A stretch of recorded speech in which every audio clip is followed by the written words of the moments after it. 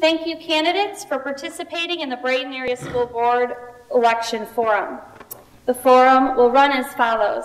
Each candidate is seated in alphabetical order.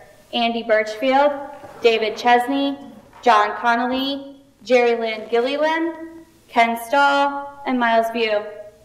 Each candidate will be called on by first and last name on every question. Each candidate will have the opportunity to be the first to answer a question in the rotation. If a candidate does not want to answer a question, they may simply say pass. Each candidate may take 2 minutes to introduce himself or herself. Each candidate will have up to 2 minutes to answer each question. When the timekeeper holds up the yellow card, 15 seconds remain. When the timekeeper holds up the red card, please stop within 5 seconds. As the mediator, I am responsible for keeping the flow and order of the forum, so please refrain from policing one another. At the conclusion of the forum, there will be a contact sheet near the exit. Any member of the audience, please take those to contact any candidate. 6 questions were provided to the candidates in advance so they could prepare answers. However, 2 to 3 additional questions may be added at the conclusion of question 6. We will be taking a short intermission after question 3. We will not offer an open mic to the public at this time. This forum will be recorded and shared on Facebook and YouTube. Thank you, and let's get started with our introductions. Andy Burchfield. Good evening. Thank you, everyone, for coming. I am Andy Burchfield. I was born and raised in this community. I am a Brighton Area Schools graduate, class of 1993, Horning Elementary Kindergarten, and St. Pat's 1st through 8th grade. I am a Western Michigan graduate with a Bachelor's of Arts degree in Public Administration and Social Sciences. Currently work for the University of Michigan as the Director of Emergency Management with the Division of Public Safety and Security. I have 3 children in this district and an incredibly vested interest in the success of this school system and public education. My 11-year-old daughter, Abby, goes to Maltby. A 9-year-old son is in the 3rd grade at Horning, and a 6-year-old daughter, Maggie, at Horning as well. I believe that it's incredibly important for this community to invest in this school district and support this school district. I believe in transparency. I believe that we are in need of change, and I'm looking forward to being a member of this school district to lead us forward in a positive direction. Thank you. Thank you. David Chesney. Hello, and thank you for inviting me tonight. Francis Bacon said, knowledge is power, and I think education is freedom.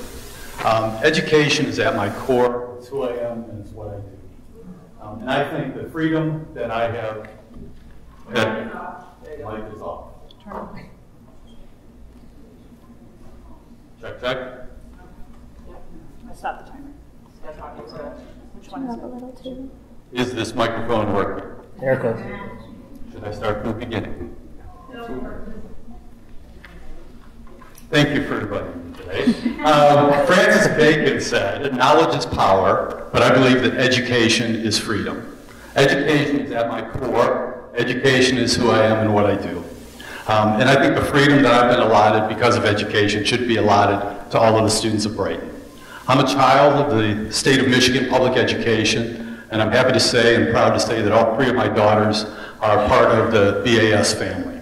I worked at General Motors for 20+ years until I couldn't bear another day without being a teacher. I went on to school and I pursued 2 MS degrees and 1 PhD degree at Michigan State University, go green. And then I started teaching at U of M shortly after that in 2001, go blue. I have volunteered over the past 17 years in various positions in Brighton area schools, including some of the following. I was a reader in the bunny room, Mrs. Barb Williams' bunny room, way back in kindergarten for all 3 of my daughters. I taught how to build bridges out of marshmallows and toothpicks to 3rd graders in the engineering symposium that I put on. I taught programming languages in 6th grade in Mrs. O'Keefe's class. I did a career day for Miss Lafferty in middle school several times. I was an advisor, or am currently an advisor to the computer science programs at both Brighton High School and Heartland High School. Before the millage came up, thank you, Mr. Stahl, I worked to get hand-me-down computer equipment from the University of Michigan, donated to Brighton High School. I'm on the AP Computer Science Development Committee. It's a national committee, and I worked with Mrs. Suri's son at a national committee. Times are changing, delivery models are changing, technology is changing. Members of the school board need to understand. We're poised on the edge of excellence. We need to change. We're going to move on to John Conley's introduction, please. Testing 2. Good evening. My name's John Conley. I'm the current treasurer of the Brighton area schools. My wife Jenny is here tonight, married 25 years. I have 3 children, Sean, Katie, and Amy. I'm a 1980 Brighton High School graduate. Test 1, 2, better. 1980 Brighton High School graduate. My mom's, I think, out there, and she's a 1955 Brighton High School graduate. I started working in the schools shortly after I graduated in the early 80s as a parapro, working with special needs students at Brighton High School. And I found that I learned some great things there under some good teachers. And my school models, and part of why I'm here tonight, Bob Scranton, he was my principal when I went to Scranton Middle School. Dan Stremick, I had in for Auto Shop in Brighton High School. Jerry Lester was my principal at Brighton High School, and then later the principal at Pinckney High School, and I got to teach full-time for him there for a short term. My sister Jackie is a teacher, and she was a teacher at Heartland High School for about 16 years, and has a master's degree in education. Another teacher, Mike Lukowitz, Pinckney High School. Another teacher, Heartland High School, Ron Weston. And I'm a visual learner, and so when I work with these guys and gals, I learn. And I have seen what professional teachers do and how they take care of students. And very fortunate to have worked around them. I've got 13 years coaching Science Olympiad from middle school to high school. I coached last year here at Scranton Middle School and took our team to a 3rd place finish at Mott College. I have, let's see what else. So over that 13 years, I think we made the state finals 2 or 3 times, took our kids up there. I've interned dozens of Brighton area school students over the years. And I see Bonnie, your wife is here tonight. I recall back in the day, we'd meet with students in her office, and they'd be in their suits, and we'd bring them to work. And currently, I have 3 Brighton students working for me. And they could sometimes call it boot camp at Conley's. Time. Thank you. Thank you, John Conley. Jerilyn Gilleylen. Hi, good evening. My name is Jerilyn Gilleylen. I moved here in 2011, and we chose Brighton for a couple reasons. The first being the school district.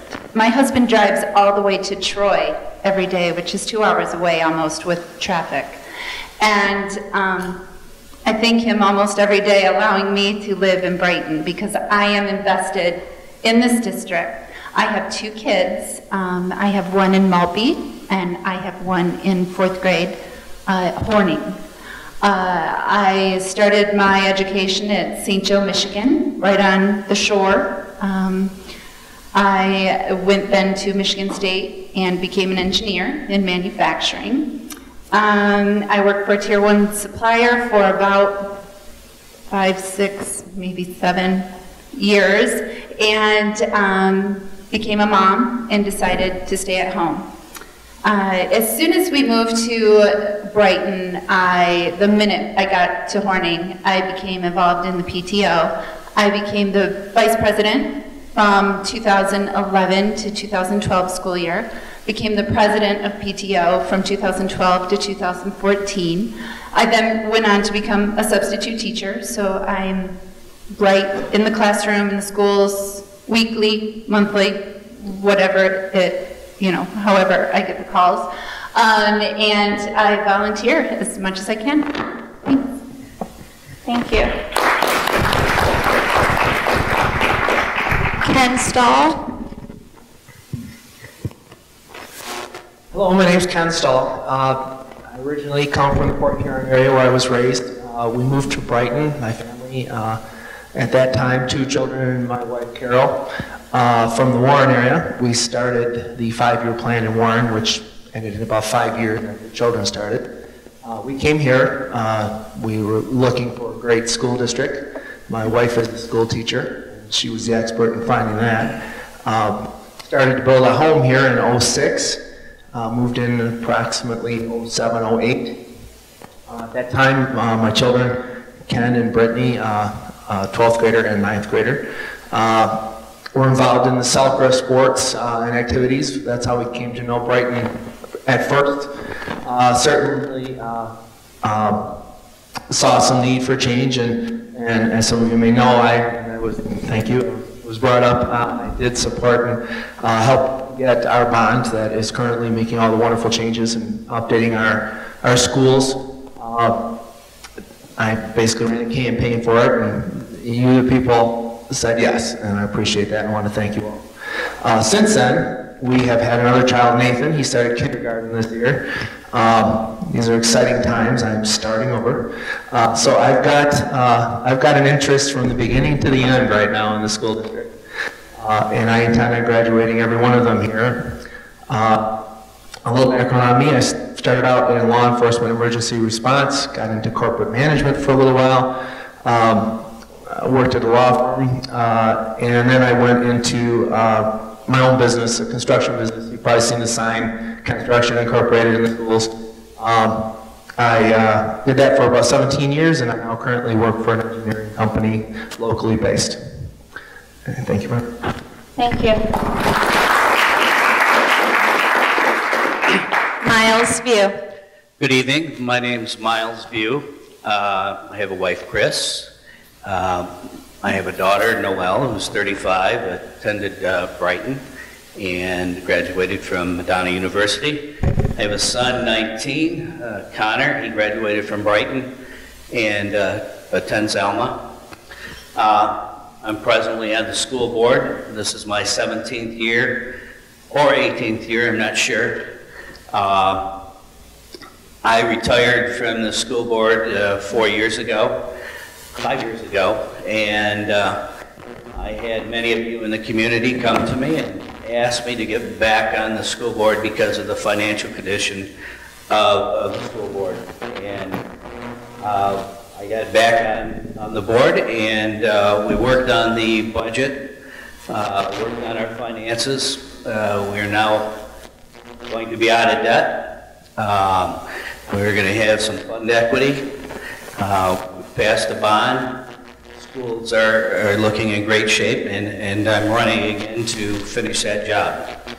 I graduated from Brighton also and attended Olivet College, and I was very active in extracurricular activities as well as my children's activities. And I look forward to finishing the job that we started. Thank you. Thank you. Our first question goes first to David Chesney. On May 8th, 2012, the Brighton community voted on the $88.4 million bond proposal. The proposal passed less than 500 votes in the largest voter turnout in our history of our county. Our question is, A, did you vote yes to pass the $88.4 million bond proposal, or B, did you vote no on passing the $88.4 bond proposal? And C, why did you vote this way? We'll hear from David Chesney first. Thank you. First off, the answer is yes, I voted for it. I had voted no for bond beforehand on a couple of different occasions because I didn't see the need. However, being involved in Brighton High School, I helped in the computer science program, and I was working with Ms. Costa in the program. And this was 2012, as you mentioned. We were using Windows 95 machines. So I found a grant. I bought my own computers that I could bring into there. I also used those computers volunteering in the middle school outreach that I was doing to teach the programming language Alice. Also at that time, before voting, I learned that the roof of the BCPA was leaking, and I thought, what a shame that this beautiful facilities that we have, that the infrastructure was crumbling. So I thought it appropriate to vote yes. When you see just these overwhelming facts and you see the infrastructure crumbling like that, I can't see any other option but to vote to rebuild the community. And if you look around right now, you look at the football field, you look at the new facilities that are being built, new music rooms, new parking lots that you don't have to have four-wheel drive to get through. It's just amazing. The infrastructure is improving. Brighton Area Community Schools is really looking up. Thank you. John Connolly? I think it's fairly clear. I voted no.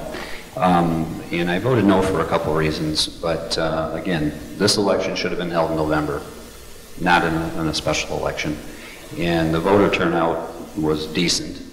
There were roughly 5,000 yes votes and 4,500 no votes. But I didn't vote no to a bond or raising funds. I just voted no to this particular bond. Right now, Brighton Area School spends just under $400,000 a month in interest on the bond. Now that number doesn't seem like a lot to some people maybe, but it seems like a ton to me when I couldn't get enough money to buy textbooks with in this district. So at the time, back when this was going on, I wanted to see the funds go directly to the budget, directly to the students, raise the taxes, but get the money to the students. Now, the other idea was to raise the bond and have the money so we could do all these improvements and so on. But I believe that our school could take the sale and put it up, and the community would continue to succeed or to continue to support more taxes as it went. So that was my position. And again, I was figuring about half of what we went out for. I thought we could do it for about $40 million. And as it's worked out, though, by luck, the bond will be paid off in half the time. The interest rates were favorable, and I've worked on the bond committee. I've worked on using these bond dollars wisely and supporting the decisions that were made by the taxpayers, and I feel very proud of them. So that's my position on the bond. And in the future, I'd like to have our reputation solid on this bond issue, so that way when we need to run another bond, the voters will support it without any of the things we went through in this last bond. I would like the community to get behind it 100%. And I'm proud that our district is operating in that fashion today. And we're in a position that we hadn't been in, where the confidence is high in what's going on. Financially, we're doing a good job. Thank you. Thank you. Jerilyn Gilleylen? I voted A, yes. It just made sense. Our buildings were failing, our technology was archaic, our students were suffering. So it just made sense in order to pass the bond. Hindsight's 2020, maybe May wasn't the best time to pass a bond, but we did get excellent rates when we went to resell our bonds. So we've actually saved a lot of money. And I think overall, even though, you know, we could almost say it was 50-50 in the community, I think everybody's really happy that the bond passed. Thank you. Ken Stahl? Pretty sure I voted yes for it. I would first like to thank everyone for the outcome. During that time, my kids were involved in soccer sports. We came to know schools in the outside of the buildings at that point. I was actually in the full board to start an athletic booster club. Fast forward, I was introduced to many more problems with my kids at the age they were at I hadn't seen before. And lo and behold, I don't think an athletic booster could have done what we're doing right now. So I was on board. I said, how do I do this? We got the ball rolling, and that was the S for BAS committee that was started.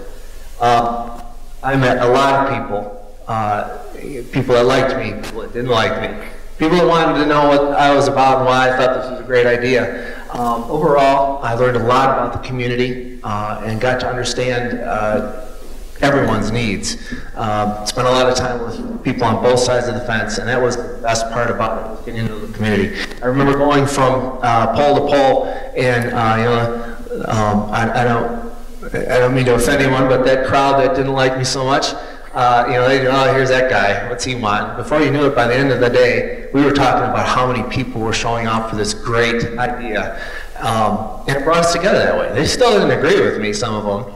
But they're like, you know, yeah, this is pretty neat. This is, everyone's coming out. Everybody's got a stake in this, and the numbers prove that they all wanted their voice to be heard. And that was the most exciting part for me. Fast forward, I can't turn in any direction in the school district right now and not smile and be very proud of what we did and what the community allowed us to do. And I'm very happy for a different reason that we did do it in May, because that is the reason we got the rates that we got. The financial forecast at that point is what helped us to do that, and we were going with that. Thank you. Thank you. Miles View? Yes, I voted for the bond. There were three main reasons. Boilers, technology, and safety issues with our outdoor facilities. I knew prior to the bond that 3 of our boilers were ready to go down anytime, and if you know anything about boilers, if they go down, you have no heat in the wintertime. The district at the time had no capital outlay money. We had no way of borrowing money, so I voted for it. However, I felt it was very expensive to the taxpayers. I felt a $45 million bond with a 3 to 5 year sinking fund would have done the same thing and been much easier for the taxpayers. There would be less interest and it would be paid off quicker. I knew my support against the bond, I would defeat it. I could defeat it, and my support for it would pass it. Because of the condition of the schools and the lack of technology, I chose to support it.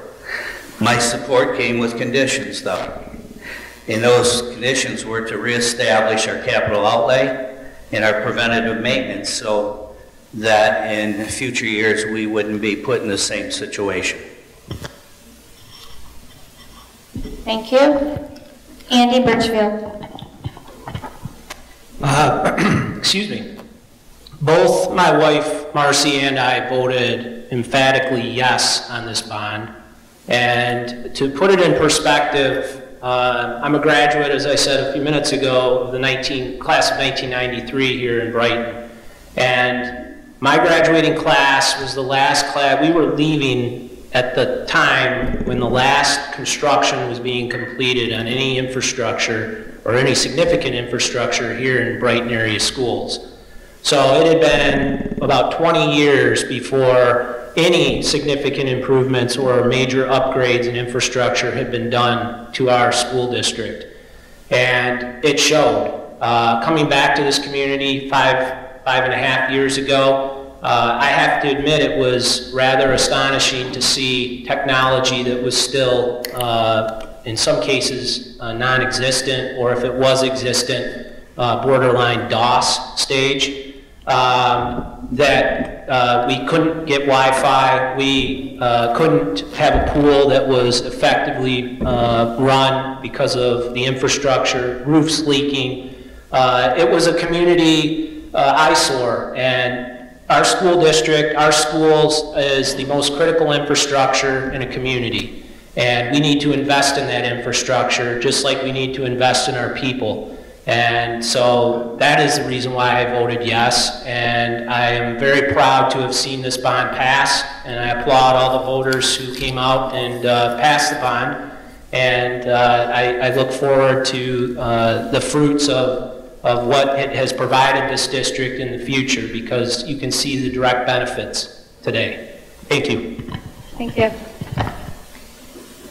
Question 2. What is your interpretation of the responsibility of a school board member? We'll hear first from John Conley. Well, it's a big one. And I was on the deficit committee that had to go to Lansing and listen to our Attorney General and, not Attorney General, excuse me, our Chief of Schools up there, State Superintendent and his deputy, and had them discuss with us the issues about Brighton area schools. They were in peril. The school was in peril, and it was a disaster, like I said. So we were told with no uncertain terms to fix it. And over the years, again, the school board member, we're the highest ranking official in our district for our school. And we are the responsible parties. The superintendent's not responsible. The superintendent curriculum is not responsible. Superintendent of finance isn't responsible. It's the school board.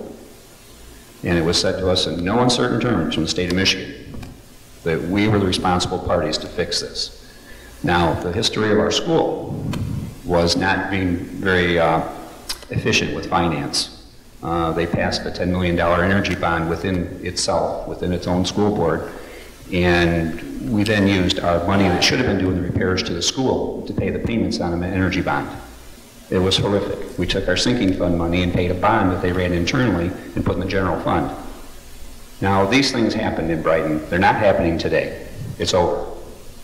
But I can say that as a school board member, I never expected I'd be sitting in the state of Michigan in Lansing listening to, this is the truth, that they would charter our schools if we didn't straighten out the finance, starting with the elementary school and then the middle school.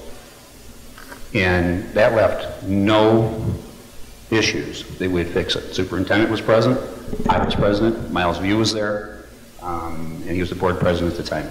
Thank you. Thank you. Jerilyn Gilleylen. Well, as a trustee, I believe she is responsible for setting policies that affect your child and our schools. The school board sets the goals and then holds the school district accountable. An effective school board member will work as a team with other board members and keep an open line of communication with the community. Unfortunately, I think that's where our current board member has quite a disconnect. Thanks. Thank you. Ken Stahl. Well, the board is a policy-making board, and by that,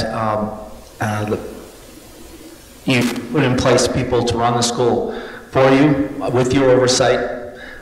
We have the opportunity to come on board with one of, I would think, the finest superintendents I've ever met of our schools. He would get my full support, and I see the board doing that now. I think he has that respect. We need to support him and his staff, and ultimately in times when things need to be corrected, that's when the board needs to step in and say, wait a minute, everything is ran through the board. However, the professionals that run this school are the people that are in the supervision category. We are the oversight, if you will, to make sure that it's done correctly. And we're also the in-between for the voters in this community, the people that work in the school district and live and have businesses in the school district, and we're the voice for them. If they have concerns, we're to bring that to our staff, and at that time, make changes if need be, or simply give them the support they need. I also believe that the most important part of our school district is the teachers and the children that they're teaching. They need our support 100%. There's going to be tough times, there's going to be good times. Either way, a good relationship should be had with them at all times, and we should support them in any way we possibly can to keep them performing at the highest level in the state as they are right now. Whatever it takes, that's our job. Thank you. Miles View. The present board was subpoenaed to Lansing about a year ago because of our debt continued to increase. We met with legislators, the AG, cabinet members from the Department of Education, and the governor's office.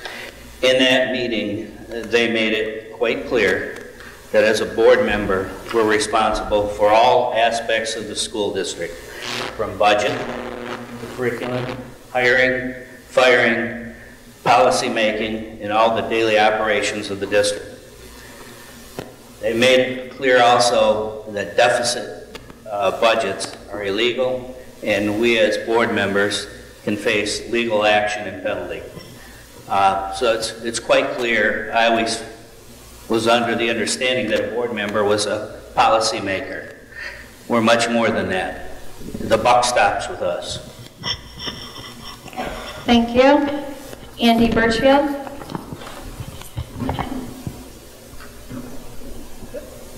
The role of a school board member is has a lot of different roles and responsibilities. First and foremost, though, that is ensuring that the children of this district get a proper and solid education within the public school system. And that means that as a board member, we need to be approachable, transparent, collaborative, partnering. We have a responsibility to manage policy and budget. However, most importantly, our responsibility is to ensure that we hire the right people to do the job that they were hired to do, and hold them accountable for the job that they were hired to do.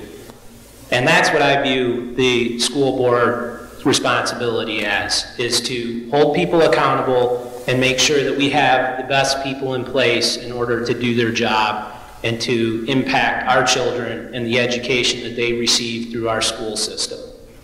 Thank you. David Chesney? So I think the roles are threefold. I think it's policy, I think it's budget, and I think it's vision.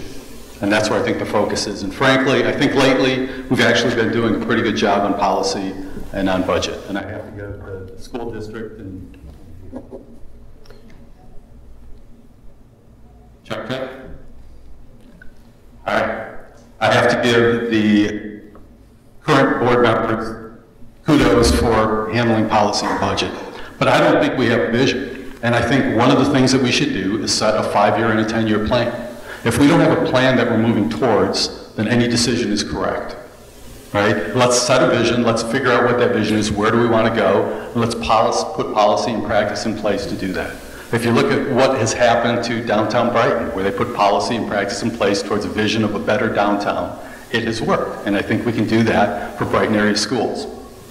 I also think our goal as a school board is to create opportunities, to remove obstacles, and to get out of the way of the people who are much more knowledgeable than us to make decisions about the betterment, namely the teachers, to make the decisions, to implement that in the best interest of our students. It is and always has been about the kids being first, and our job is just to get out of the way so that the kids are always first in every decision that's made in the school district.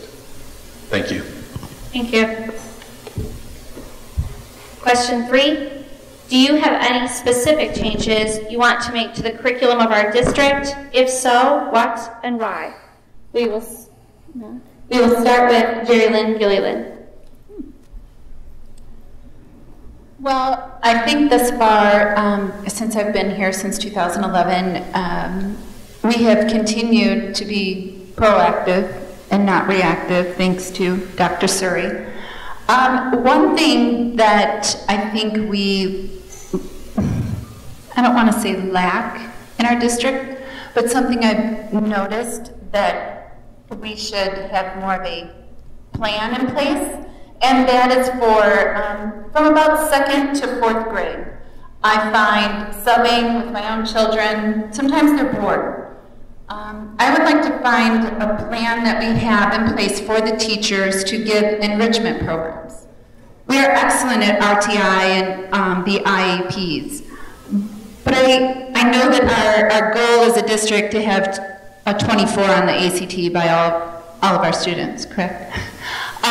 If we can capture those kids at an earlier age, not in high school, but capture them earlier, between 2nd and 4th grade, where they're really getting into their academics, it's not, using just the green crayon anymore, and focus on that. Maybe not as much as we focus on the RTI and IEPs, but to give those kids that are bored, that are drawing pictures during a math lesson because they've already done their math lesson,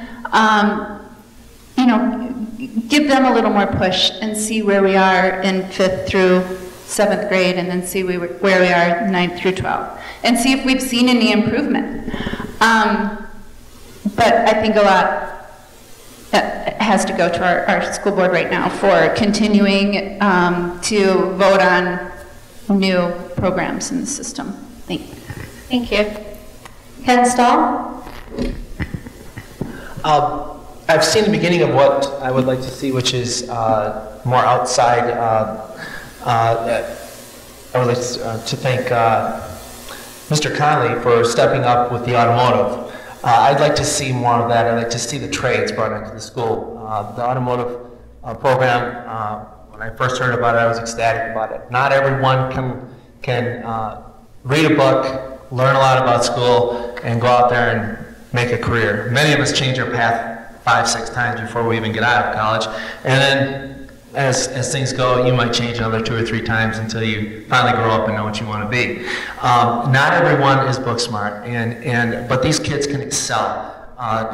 The bridge is a great example. These are kids that don't want to sit down and read a book, maybe, but if you put something in their hands, most of them will excel.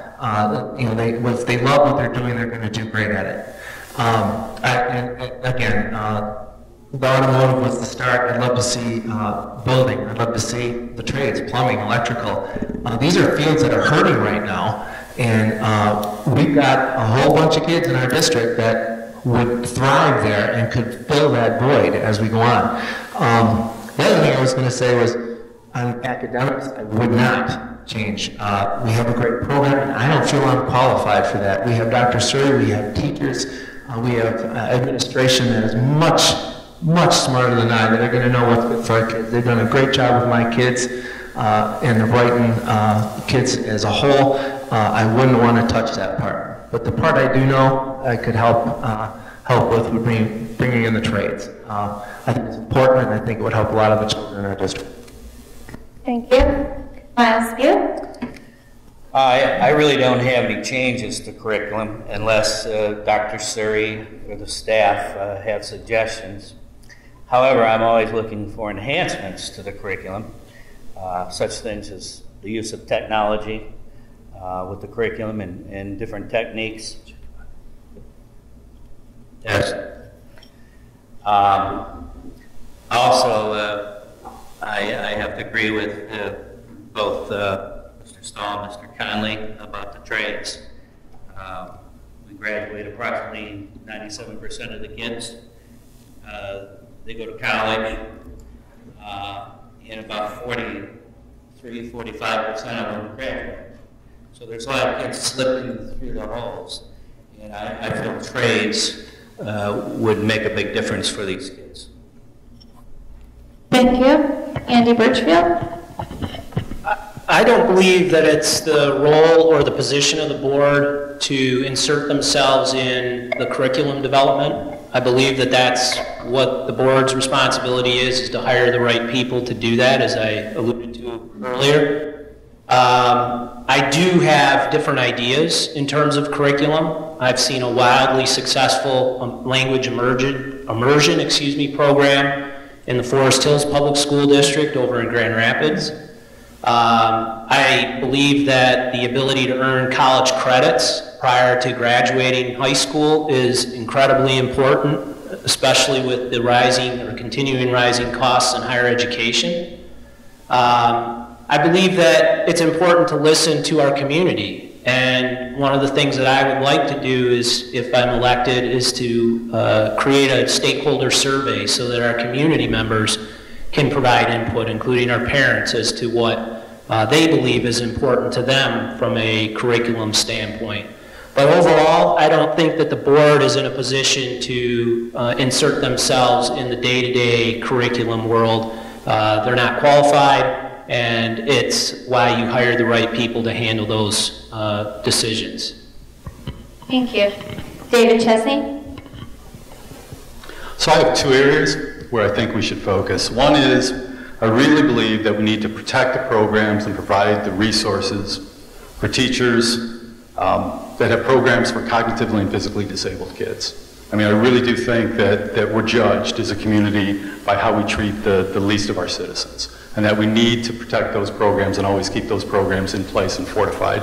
And I was frankly somewhat appalled when voting members on the school board, who are here currently, voted against funding LESA in a recent school board meeting.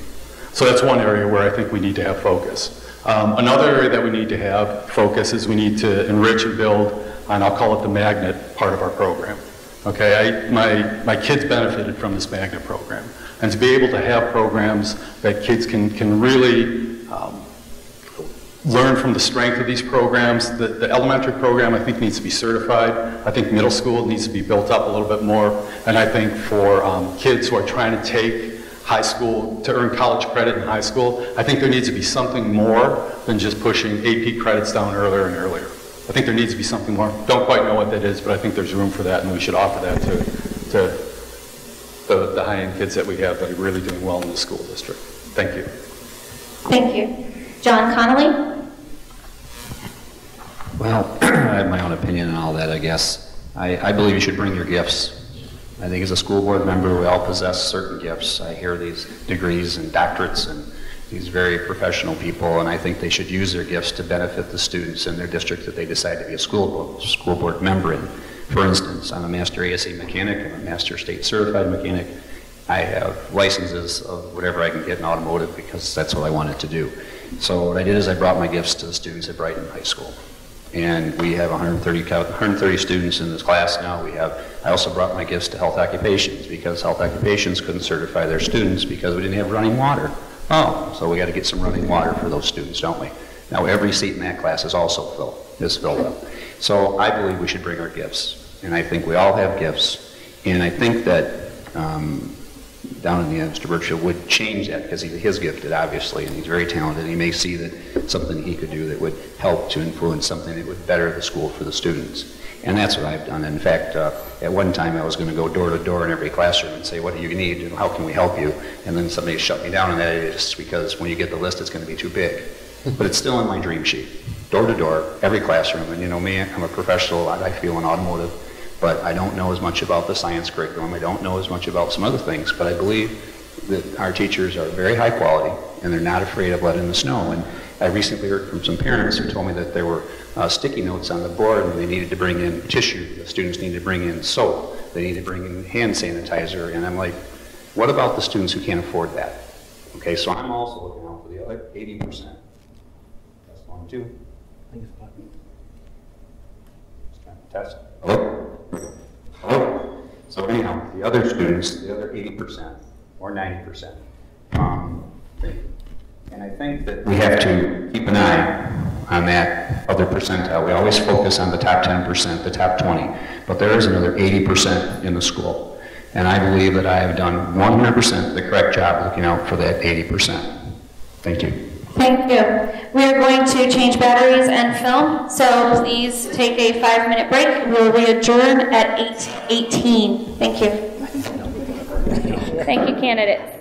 Question number 4, this will go first to Ken Stahl. What is your position on privatization of school employees? Ken Stahl. The good one. Privatization, school employees. There are times in a school district financially when really hard choices have to be made. I hope to never have to do it, but perhaps it's going to happen. And people are privatized. To me, that's the temporary fix. The thing that a lot of people don't come back to with that is the goal has to be to get out of that mess, get yourself in a better position financially, and bring those people back. In this case, to the Brighton school family. It happens. It'll happen at all levels because the thing is you have to protect the core in times of hardship, and the core is the children and the teachers and the supplies that they need to teach.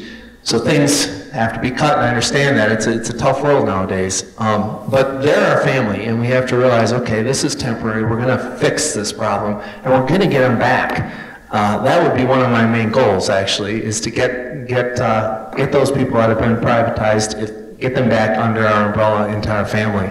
They're very important to our children. They're, in many cases, the people that they see all day besides the teachers, and a very big part of our children's education. Whether it be getting them to school safely and back home in the afternoon, or if it happens to be helping out with the lunches, or if it's in our libraries, teaching them how to use the equipment that we're providing them with. So I don't like it. It's a necessary evil sometimes, but it has to be a temporary fix that we intend to reverse, and it has to be revisited as soon as possible. Thank you. Miles View? Test. Okay. Privatization is definitely a last resort. If a budget gets out of whack, you're in a major deficit. It becomes a real and strong possibility. But other than that, it's definitely a last resort. Thank you. Andy Burchfield. I am not in favor at all of privatization of school employees or support staff. Education is not a commodity business. We are not treating our kids as if they're widgets made somewhere else in a factory. And therefore, I don't believe we would ever want to or should give up the ability to control and direct our staff and our support personnel by giving up that ability through privatization. Certainly, challenging times may be ahead. We don't know the future necessarily, but that's also the responsibility of the board, is to prepare itself properly from a budget perspective so that we're not hitting financial hard times. If we do, we need to find other ways to navigate those waters, but it's not privatizing our employees and the people that touch our children every single day and have a direct impact on their education. So at the end of the day, no, I will never support privatization of school personnel whatsoever. Thank you. David Chesney? I have to admit that I don't know enough about it. I would want to talk very closely with Dr. Gistinger to try to figure out how privatization, the idea is that privatization saves some money, on paper at least, and I'd want to understand how that model works. That being said, when I worked in industry, we would sometimes hire folks from Kelly Services to come in and work with us. And they would come in to do a job, but they were never, ever invested in the overall success of the organization, okay? So while I would want to understand the financial model, I'm against the idea, okay? I don't think we could ever privatize teachers and have them be successfully invested in the betterment of education of our students. I just can't see any way that that would work. Thank you. John Connolly. Recently, we did a contract for our employee group, and we had options on privatizing or not. As a board, and the promises of our budget being in the black, and which it is, and with our fund equity growing, the board elected not to privatize, and I'm happy for that. What I'll tell you, though, is that it was a several $100,000 cost to the district not to privatize. And with a deficit district, if we didn't have the budget forecast, we'd be expected and have to privatize on our services. Now, obviously, teachers are prohibited from being privatized. Parapros are prohibited. You know, the current contract we just agreed to is 5 years of not privatizing in Brighton, because our budget forecast, it's 5 years. And I'm proud to be part of that contract to stabilize our district and make that promise to our employees, both our teachers and our investment employees. And in that, we put in there a wage opener on an annual basis, so wages can be discussed. If the budgets show a big tick up because of shared services and there's an opportunity for additional funds, then it's possible that there could be a raise in their future. But if not, we don't have automatically deficiting contracts. And that's what happened in the past. That's been eliminated for Brighton area schools, and I am so proud to be part of that and to be behind that program, and I'm proud to have given them the 5-year contract as well, and letting our employees know that we do care about them, and our teachers, and again our VESPA workers, because they do an awesome job in the school for our kids. Thank you. Thank you. Jerilyn Gilleylen. Well, the latest survey in our state shows that 65.5% of the schools in the state of Michigan has some sort, either one or more, of non-instructional services being privatized. So this isn't uncommon. I don't want you to think that it's uncommon just to our city, our district. When you are fiscally in a deficit, you need to make choices. I think the right choice was made. It did save our district money, and we are now in a upward path financially. So, and as John mentioned, you know, they have a 5-year contract, and I don't see it coming in the future as being a vote to the board. Thank you. Thank you. Question 5.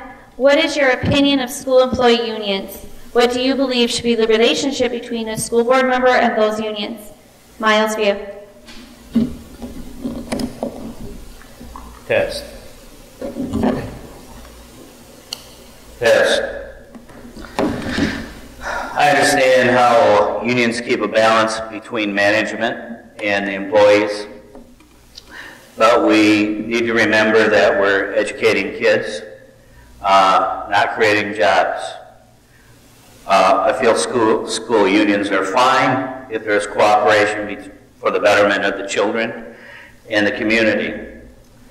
If that can't be done, then I feel there's no place for unions in schools. In Brighton, I'm very optimistic that unions and management are cooperative and they can coexist. Thank you. Andy Burchfield. The relationship between the school union and the board has to be a positive one, and it's a collaborative and a partnership between the two parties. Are the two parties always going to agree? No, and that's okay. However, it has to be done.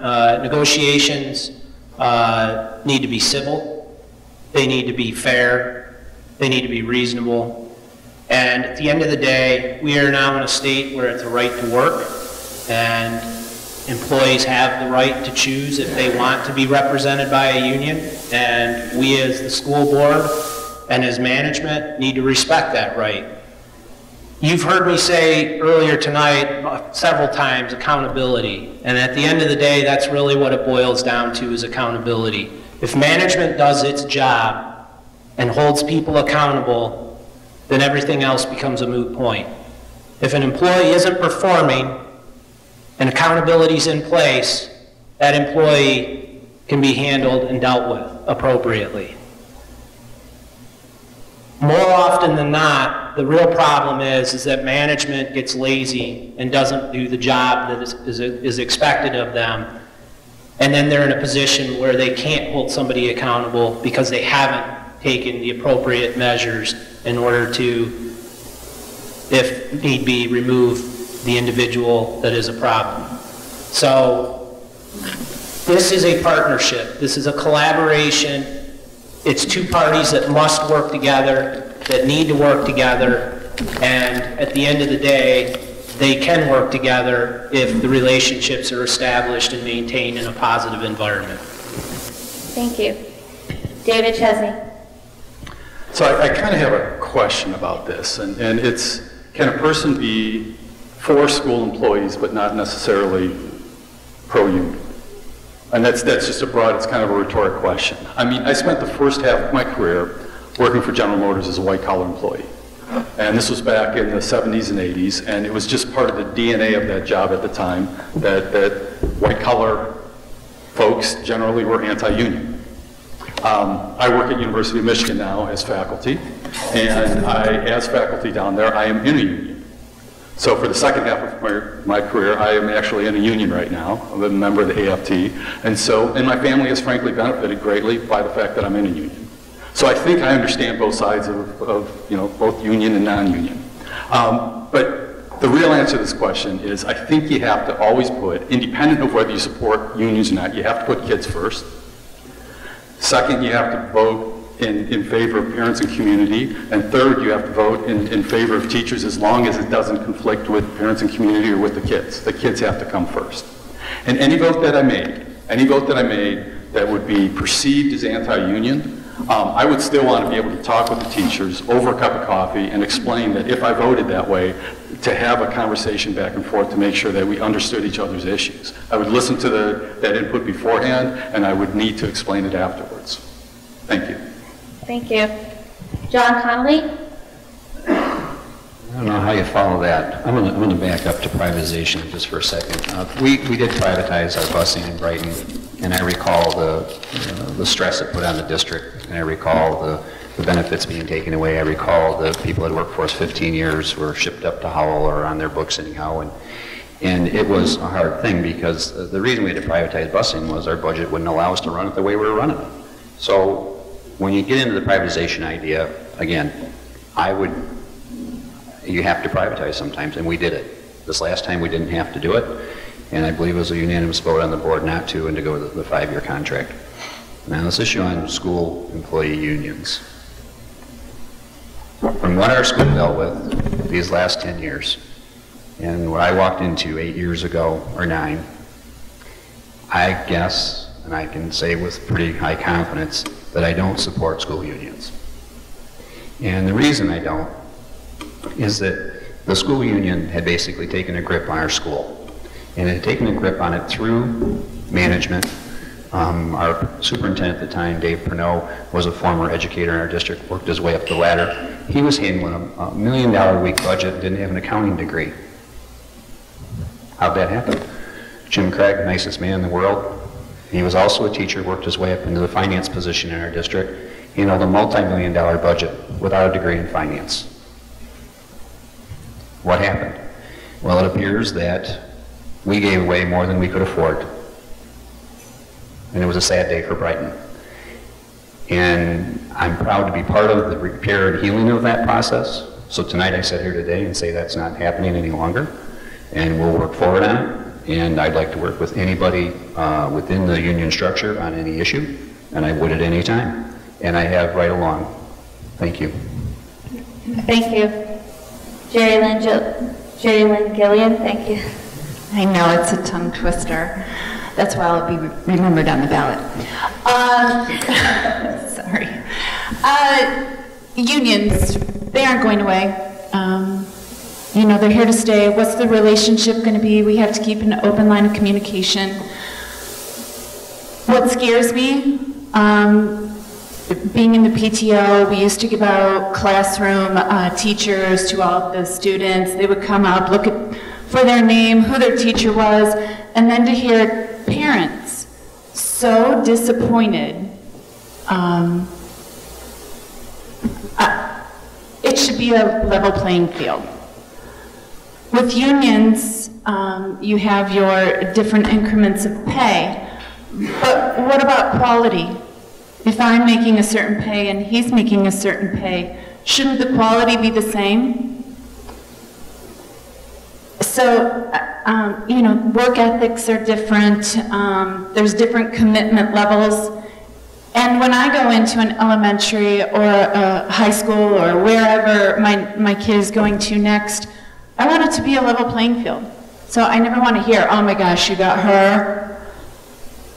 That's what worries me about a union, is that, you know, we can't have a level playing field. We need to hold everyone accountable. I know that the state, I don't know if they have set their standards for our teachers yet. I know that Dr. Gray has set standards that he goes by with the board for our teachers. So hopefully we can just have a level playing field. Thanks. Thank you. Ken Stahl? Well, I'm a little tainted. I have been married to a teacher of 24 years, and she is a union teacher. I think key is the relationship. Any good relationship always flourishes. That's true in marriage, it's true in work, and it's definitely true between the school board and the union. I think when you talk about those differences, you have to think about what the unions do. They protect the rights in the work environment of the teachers. And I think that's great. I think every one of us living in America strives to make as much as we can, do the best job we possibly can, and go home to our family and take care of them. That's their dream. They're no different. They take care of our children first, and they go home to theirs and take care of theirs and their family. Very honorable. Long hours. The hours do not stop at 3 or 4 o'clock in the afternoon. I can testify to that. Many times at 1 o'clock in the morning, I'm helping her grade papers. I'm the spell guy, and she's the English major. Go figure that. But I've watched her school. She's making less now than she did 10 years ago. And that's because the union came to the school, so we know what you're going through, and they've worked with them. We've got the same situation in Brighton. They have worked consistently with the school board. Of course, they're going to have negotiations. They're going to get heated sometimes because both of us, the school board and the teachers, want the best of both worlds. You come somewhere in the middle and you negotiate and you make it work. They're the most important people there are for our children, in my opinion, because not many of us have the luxury of teaching our children all day. So we put our most valuable possessions in the hands of these individuals who, I don't know how they do it, but they spend all day long taking care of our children and making them the people they are. So in my opinion, we can never give teachers enough, but we have to work within the guidelines we have. Thank you. Question 6.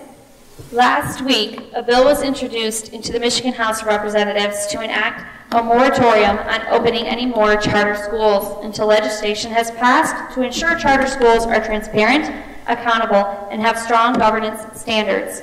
What is your opinion regarding this legislation? Andy Burchfield? There's that word accountable again. First and foremost, I am not opposed to charter schools.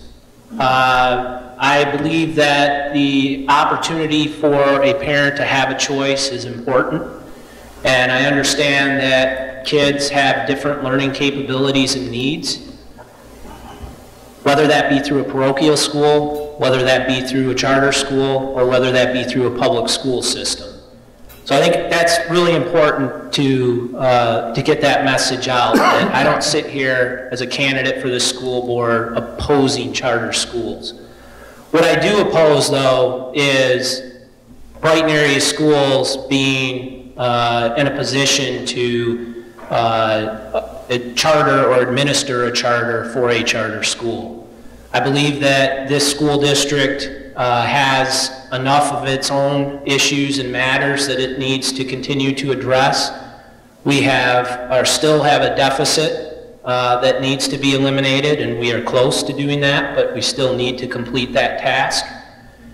And I believe that we have our own responsibilities to manage a public school system without the additional headaches and challenges that come with managing another entity. And that headache and challenge is not a shot at charter schools. That is the challenges of what management would have to deal with in handling a whole nother organization and being responsible for administering that. The state of Michigan, the bill, the legislation that's been enacted is there for a reason. They are asking questions. They are concerned. And I think the right questions are being asked. And it'll all come out to play, and I think we will ultimately get to a right answer. But Time. Thank you. Thank you. David Chesney? First off, the question says, how do we feel about this legislation? And I am completely in favor of this legislation. I think that charter schools should be held accountable, they should be made transparent, and they should have strong governance standards. Let me address a related issue, okay? And the related issue that I want to address is contentious issues that come before the school board. There is always a contentious issue. I've gone to meetings for the last year or so, and there is always a hot button issue that comes before the school board. There always is one. This is the one, the charter school issue is the issue that's a current hot button issue. I think that the Brighton community deserves a school board that hasn't made up its mind when they walk into the room. I have listened to very, very eloquent presentations by Ms. Bizarchik and Ms. Eikens on opposite sides of the issue related to this charter school. And they have been beautiful and eloquent, and I've listened to them, and I've thought about charter schools, and I've thought about charter schools, and I think if we decide in haste, we're going to repent in leisure. So I think there's still so many open issues about this that need to be discussed. And I've made a list of some of those, and I will go on with my list of those questions until you give me the flag. All right? So some of the questions, and these are the questions that continually come up. Separation of the funding source of buying the school from the ability to dictate curriculum. You name the building after the person, you don't let them dictate curriculum. Appointment of a charter school board. There were many wonderful people who are on the charter school board. I don't know who appointed them. I don't know how they got that position, but that's worth looking into. Separation of strong political religious views from the formation of a curriculum at a school. I think that should be separated. How chartering actually works. What's the trail of money if this happens to be a profit or a nonprofit? The value of real estate in Brighton, whether it actually will increase or decrease around the charter school. There's more, but there's a whole bunch of questions that need to be answered about that before we can vote one way or the other. Thank you. Thank you. John Connolly. Well, I'm going to back up again to the school unions. And I mentioned my lack of support, but I think I need to finish it. But they're here in our schools. And I believe... Can I finish my opening? Yeah. You can do whatever you want. Telling us that, okay. And I think in Brighton, I believe there's a working relationship that's taking place that's successful. You know, because I don't support necessarily a union in schools, it doesn't mean I don't support what's going on in Brighton schools and how well they're working with our district. And with that, there's a balance. And there's a balance of trust between administration and their employees.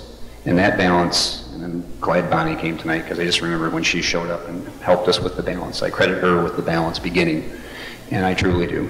And the trust relationship needed to be there. So between our union and between our administration and between me, if I see something not working because it's a union issue, you know, that's happening in our school. And I'm so happy for our union members and also happy for our school because they're there and I'm good with it. Now on to this issue about accountability. Public schools are held accountable. Charter schools are held accountable, and there shouldn't be a double set of standards here. They're funded by state money, which is our money, and that standard is fine, and I support holding everybody accountable to doing the thing that they say they're going to do. If it's a certain curriculum or a type of education and meeting a certain standard, they all should be held accountable. And again, I'll bring up public schools. Same thing. There are public schools that have not been held accountable over the years, and they should have been. So what is it now? We're focusing on a few times some charter schools that are not accountable? I don't think so. Okay, what about Detroit schools? What about some other schools? I wouldn't bring them up. What about some things that are happening in Pinckney right now with their finances and digging into deep deficit? So we need to hold them accountable. All schools should be held accountable that are paid for by the taxpayers, but they all deserve their chance. Thank you. Thank you. Jerilyn Gilleylen. Gilleylen. It's okay. My opinion regarding this legislation, it's about time. It's about time we took a look at this. Michigan spends $1 billion a year on charter schools. Are all charter schools bad? No. We lead the nation in schools run for profit. To not have checks and balances for these charter schools is simply ludicrous.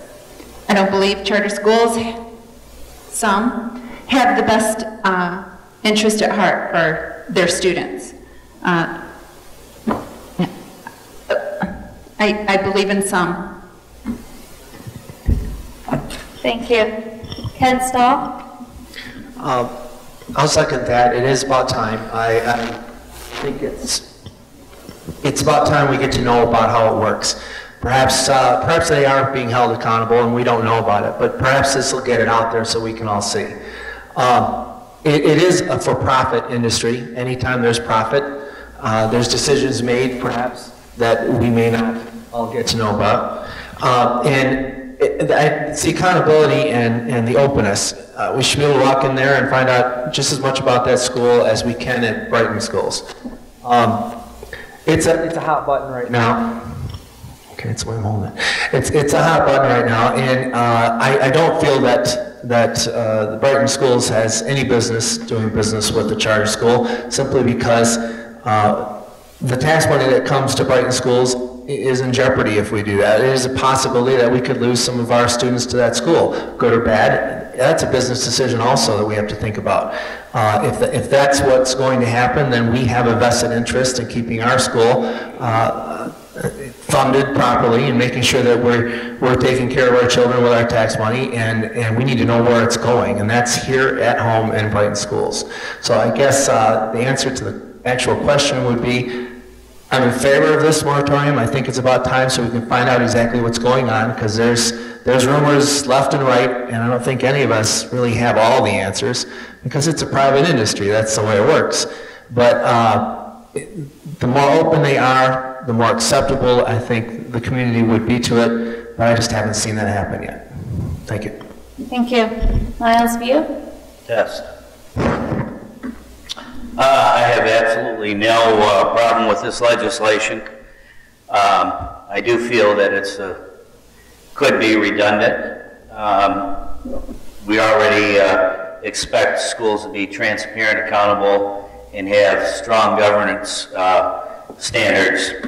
That goes for schools who accept public tax dollars. Anytime there's public money used, then this type of legislation is fine. If schools were run by private money, well, that would be a different story, because they would then be considered a private company. So the answer is I have absolutely no problem. I just wish the legislature would make things more consistent and not be so redundant sometimes. Thank you. We are going to do one final question, and we will start with David Chesney. Looking into the future of BAS, how would you want to make an impact on the next 4 years as a board member?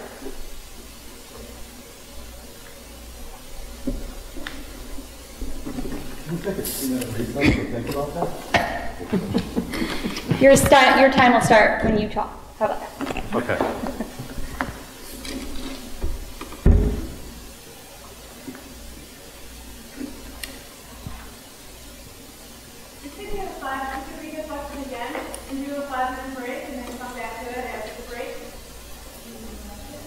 Why don't we do that? Let's take if you could read the question again, and then if we could take a break and you could come back to it, that would be appreciated. So what's the question again? The question again is, looking into the future of BAS, how would you want to make an impact in the next 4 years as a board member if you were elected? And we will come back in 5 minutes, 8:53. Thank you. Thank you, everyone, for bearing with us. We're going to go to the final question again. David, you'll be first. Prepare yourself. Looking into the future of BAS, how do you want to make an impact in the next 4 years as a board member if you are elected or re-elected? So one of the things I think I struggled with this question is I think the vision is a community-owned vision rather than a vision that should be set by me. So as I mentioned before when I was talking about policy and budget and vision, working with the community, board organized, board led, but community involvement on setting what the vision is that the community feels for the school district. Things that I personally feel responsible for, as I mentioned already, are support for programs for the cognitively and physically disabled. I think we should build up programs for high-end kids, magnet programs, just issues for, for percentile kids that are going to college and are going to go well beyond college. I think we need to mend the relationship and build the dialogue between stakeholders. I think it's fairly well broken at a lot of times in our school board meetings. I think we need to spend more time celebrating the wins. I think that's one thing. We have, we have our shining stars, but I think we need more than that, and we need to celebrate the wins from the various schools. I really do feel our school district is right on the edge of excellence, and I would certainly like to be involved in leading us there. Thank you. John Connolly? The next 4 years. Originally, I got into this business and the school board member business because we needed textbooks in our classrooms. I sat in an open class parent night, and the instructor told me humbly that we don't have textbooks to teach your child with, and it was engineering, semi-engineering level electronics. We're going to make photocopies out of a textbook. And I said, well, I'm a vocational kind of guy. I need a textbook that I can look at the chapter before, chapter after, in a glossary. I said, how are you going to teach it? He says, we're going to get by. We're going to get by. And I looked there and I sat in their class, and in fact I sat there with my wife. I said, this isn't going to work. This is not going to educate our students. So I started looking into it. We didn't have a budget for textbooks. It had been dwindled to nothing, and it was used to go in the general fund.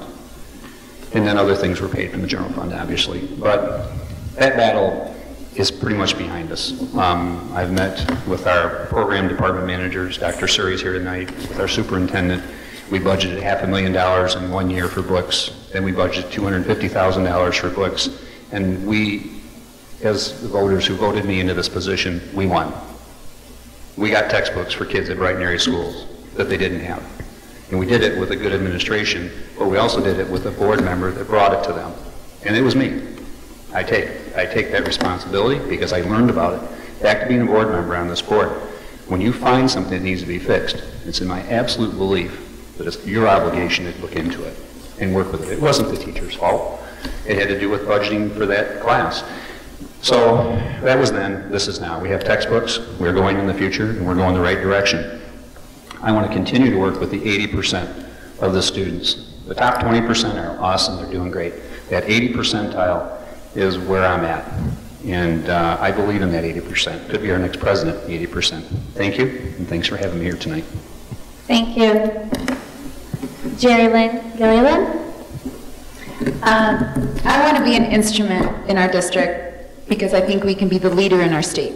We don't want to be second best. We want to be the ones that are paving the way curriculum-wise for our students and having everybody look at us. Hey, look at Brighton. What are they doing? Image. I feel there has been a disconnect in our community between the school board and the community.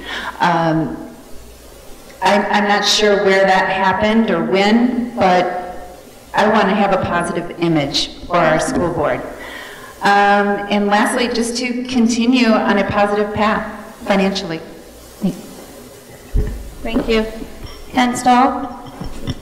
I've got a few points. I'd like to be able to say at the end of 4 years that I've helped Dr. Suri and the teaching staff to support them in any way that they needed to get to the highest level in the state. I'd like to be able to say that my promise to the school and the community when I passed the bond to keep it transparent, make sure that the money was going to go where it was supposed to be used and that it's used to the full extent happens. I'd like to be able to ensure that it's also done in a timely fashion and that it's paid off as soon as possible and benefiting our taxpayers that way. I'd like to be able to be part of making sure that our staff is the most qualified, enthusiastic professionals that are available. There will be times when people retire and people need to be replaced, and I would love to be part of that. I would like part of my legacy to be that we bring back our transportation and support staff back into our school family.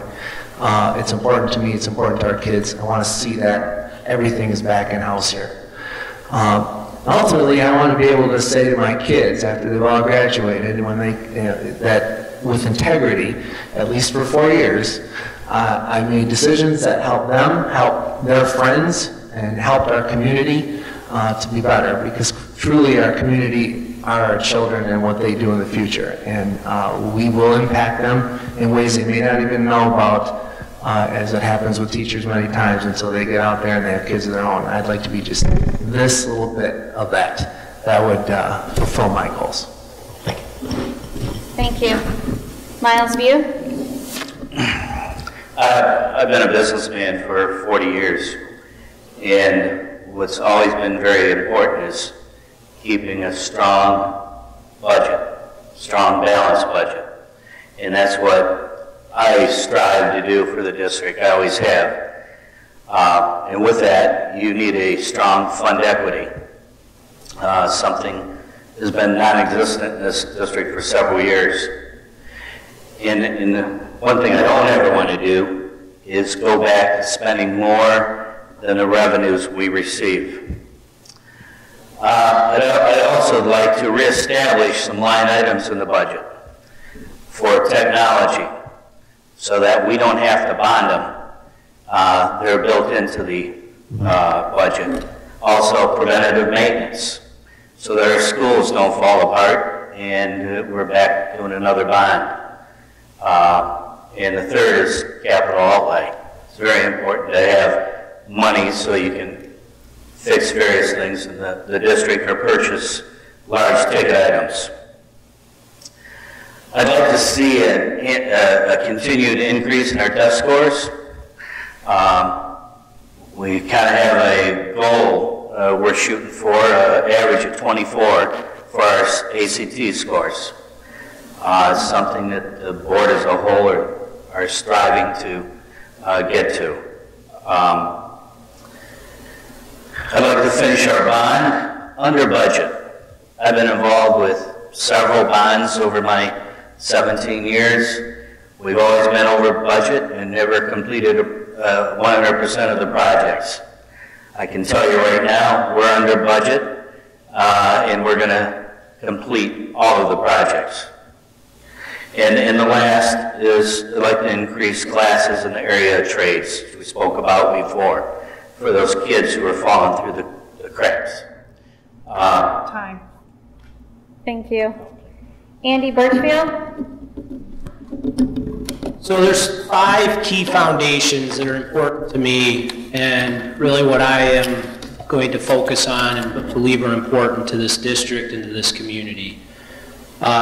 Safety and security. This is what I do for a living. This is the area of my subject matter expertise to me. I believe that we have to continue to prepare our children and our community for all hazards that could impact us. That's planning, that's training, that's exercising. I believe that we need to be fiscally responsible.